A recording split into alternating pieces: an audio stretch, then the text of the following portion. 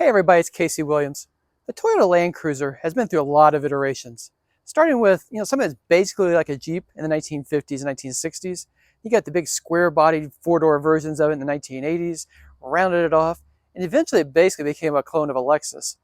But the vehicle we have this week is the slightly downsized, a little more attainable 2024 Toyota Land Cruiser. Let's go have a look at it. Toyota's designers clearly read their history books, but this is a vehicle of our time as well. But I like the styling of it very, very much. The front of it kind of looks like some of the 1980s vehicles. It's got the rectangular headlamps, although there's 6 LED lamps in these. Square body. It's not like the classic, although there are some classic design cues like the heritage blue paint, the floating white roof. I think it looks really cool. But the front of it, it's all plastic, it looks metal, but I think it does look really crisp and fresh and very nice. Looks very tough. Come around the side. I like the big flared fenders, 22-inch wheels, the dark alloy wheels, step bar. And then you can really kind of see the squareness of the whole thing. It almost takes on a little bit of a Mercedes G-Class kind of look. Again, this thing's a lot more affordable than that, but I like the styling cues and I like that it's both contemporary and classic all at the same time. Metal roof rack. Come around the back. Power hatch. Now there's one thing that's definitely missing back here. I'll just sit here and pretend. The last generation Land Cruiser was a full-on luxury vehicle, and it really was a Lexus and everything but the badge only. This one is a little more subdued, but it's still pretty comfortable for what it is. I really do like the interior styling of it. I like ours. You got the contrasting brown leather seats. These are heated and ventilated in the front. You get a heated leather-wrapped steering wheel too. I think it looks really pretty. I like the stitching here on the console.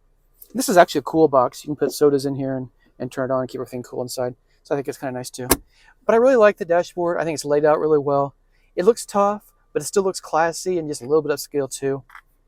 Just like the details, the little aluminum finishing, little pieces, and the stitching. Just all looks really, really nice. Over here, dual zone automatic climate control, the big touch screen. Very easy to use icons for the phone and audio. Easy to connect your devices to. You've got wireless Apple CarPlay, wireless Android Auto, wireless phone charging down here. So pretty much everything you need to keep your devices humming. This also has the JBL audio system, which sounds really nice, just fills the cabin with sound. Got the sunroof up above too. Flat screen gauges, and this has a heads-up display that floats out over the hood. So a really nice suite of technology in this vehicle, a lot of comfort features too. And there's also a lot of safety. This does have the full suite of crash avoidance system. You've got adaptive cruise, automatic emergency braking, lane keep assist, rear cross path detection, everything to keep you, your family, your friends safe out on the road. Well, before we get on the road, I just want to show you kind of some things that are going on here in the console. Keeping in mind, Land Cruisers have always been incredibly capable off-road. Whether it was the original one that looked like Jeep or the ones that look like Range Rovers, they could do their job off-road. And this one can too. So the basic architecture underneath of this Land Cruiser is the Toyota Tacoma pickup truck. That's also sharing its boxed-in ladder frame with the Tundra, with the Sequoia, and the other trucks in the Toyota lineup. So all this here is allow you to control the powertrain to get where you want to be pretty much no matter where that is. So you've got locking center and rear differentials, so you can lock them in, you can do the off-roading. You've also got 4 low, so you can lock the 4-wheel drive system in there. And you have a terrain response system, so you can configure the powertrain from everything from road to mud and snow. So that keeps you going as well. And if that doesn't work, you've also got crawl control, which is kind of like an off-road cruise control to keep you cruising through the muck and the mud. So all of this gives you a lot of options when the roads totally disappear. Well, the first thing you notice with this Land Cruiser is it's slightly smaller than the previous generation, or at least it feels smaller. And it's really designed to be more of a larger mid-sized truck and not totally a full-size truck. If you want a full-size Toyota SUV, there's still the Sequoia if you need to hook it on a big trailer and do some serious work.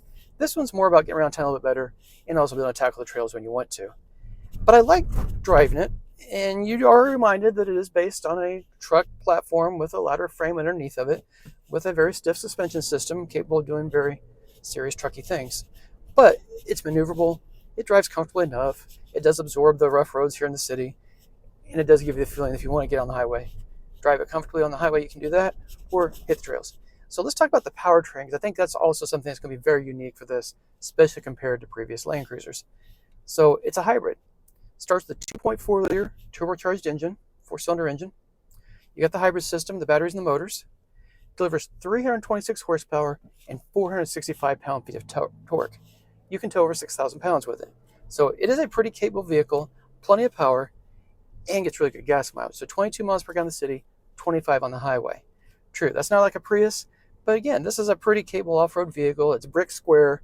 You looked at it, and I think to get 25 miles per gallon on the highway in a vehicle that does all this, I think is pretty nice. So overall, it's been a really nice drive. Again, if you want a crossover, buy a crossover. Toyota makes other vehicles. But if you really want something that's capable and still can tow and still do truck things, this is a good choice too. Toyota has made a real effort to take the Land Cruiser back to its roots, to make a vehicle that's very capable, stylish, but also a little more attainable price-wise, and a little more approachable when you're trying to get on the trail and actually use it as an SUV. So let's talk about price.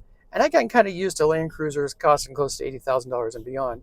And the Lexus version of the LX is a $90,000 vehicle. This one's considerably less. So the Land Cruiser starts about $56,500. This one, with everything on it, $71,500. Again, that's not cheap for what this vehicle is. If you think of it as a Toyota Tacoma-based SUV, that's not inexpensive, but it is a lot less expensive, and the basics of this vehicle certainly add to that price. Well, next week, we'll have another fun car, and until then, storm forward.